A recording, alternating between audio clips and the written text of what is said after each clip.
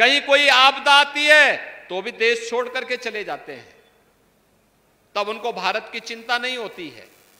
और आज फिर चुनाव जैसे आते हैं ये लोग फिर आकर के बड़ी बड़ी घोषणाएं करते हुए दिखाई देते हैं।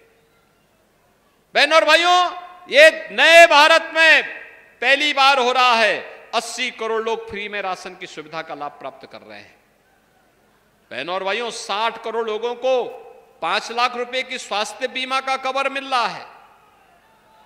कांग्रेस के समय में और सपा के समय में सेंधमारी होती थी योजनाओं में, आज तो मोदी जी ने जनधन अकाउंट खोल दिए हैं। अब पैसा सीधे लखनऊ या दिल्ली से लाभार्थी के खाते में आता है, बीच में कोई मीडिएटर नहीं होता है। किसान को किसान सम्मान निधि 12 करोड़ किसान सम्मान निधि का लाभ प्राप्त कर रहा है। 12 करोड़ गरीबों के घर में शौचालय बन गए, 10 करोड़ गरीबों को एलपीजी का कनेक्शन मिल गया है। और बहनों और भाइयों, 4 करोड़ गरीब मकान प्राप्त कर लिए। और मोदी जी ने कहा है गरीब कल्याण अभी संकल्प पत्र में कि जितने बाकी बचे होंगे अगले 5 वर्ष में उनको भी एक एक मकान उपलब्ध करवाने का काम करेंगे। ये जितना काम मोदी जी ने किया है, क्या चेहरा देख करके दिया है क्या? न किसी की जाति पूछी गई, न किसी का मत पूछा गया, न किसी का मजहब पूछा गया। मोदी जी ने तो सबका साथ और सबके विकास की भावना के साथ पूरे देश के अंदर समान रूप से पूरे देश का विकास किया है। और बहनों और भाइयों, इसीलिए आज मैं आपसे कहने के लिए आया हूं, मोदी जी के नेतृत्व में जो नया भारत है, इस नए भारत को अब आत्मनिर्भर और विकसित भारत के रूप में स्थापित करना है। आत्मनिर्भर और विकसित भारत का मतलब आप में से हर व्यक्ति के चेहरे पर खुशहाली, हर नौजवान के हाथ को कार्य, हर किसान को आत्मनिर्भर बनाना, हर हस्तशिल्पी को आत्मनिर्भर बनाना, हर बहन और बेटी को आत्मनिर्भर बनाना, हर व्यापारी के व्यवसाय को तेजी के साथ आगे बढ़ाने का कार्य करना, सुरक्षा का और भी बेहतर मॉडल प्रस्तुत कर देना। और यह कार्य आज मोदी जी के नेतृत्व में तेजी के साथ आगे बढ़ा है। और इसीलिए मैं आप सबसे अपील करने के लिए आया हूं, बहनों और भाइयों, पूरे देश के अंदर एक ही आवाज है,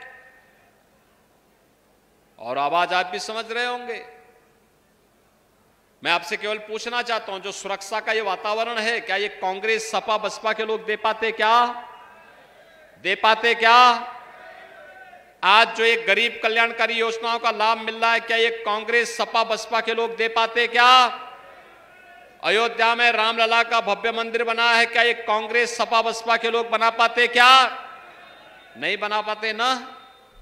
और इसीलिए पूरे देश के अंदर आवाज आई है कि जो राम को लाए हैं हम उनको लाएंगे। क्या फिरोजाबाद भी सहमत है क्या? फिरोजाबाद और सिरसागंज भी सहमत है क्या? जोर से दो हटा करके मुझे बताओ ना, पूरे यहां से आवाज जानी चाहिए। डर के मारे क्यों?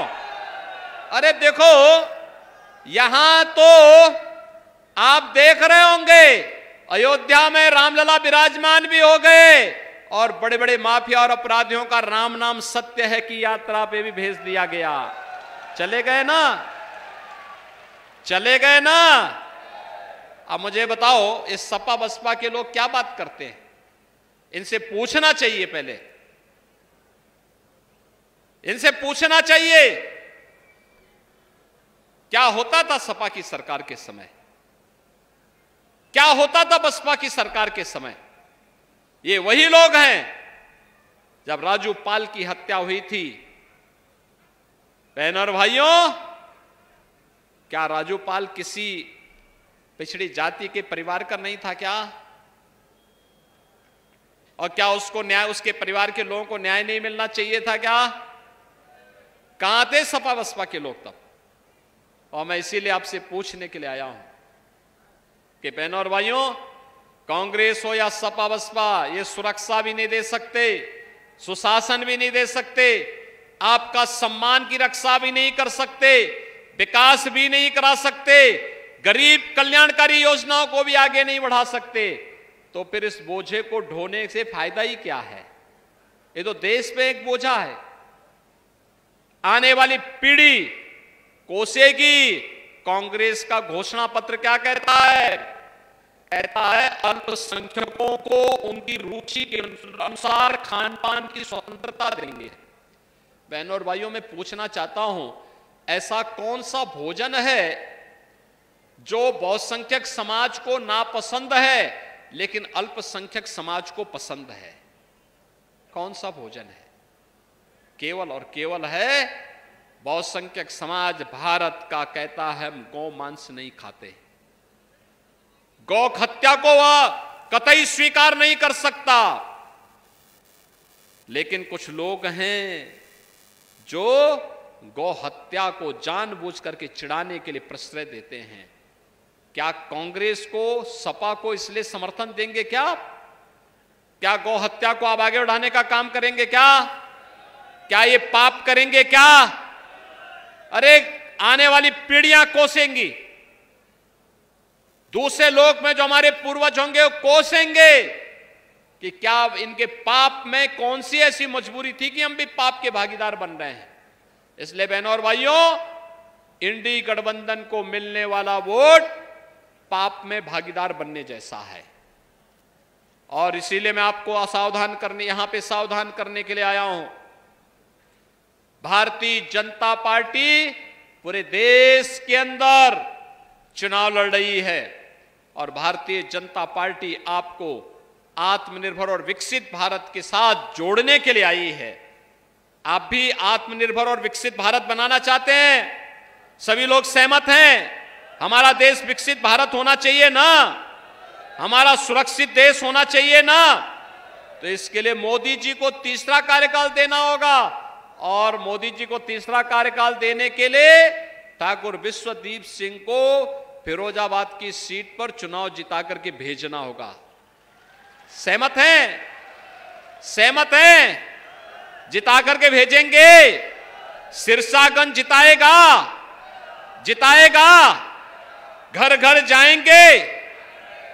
7 मई को चुनाव है और 4 जून को परिणाम आना है।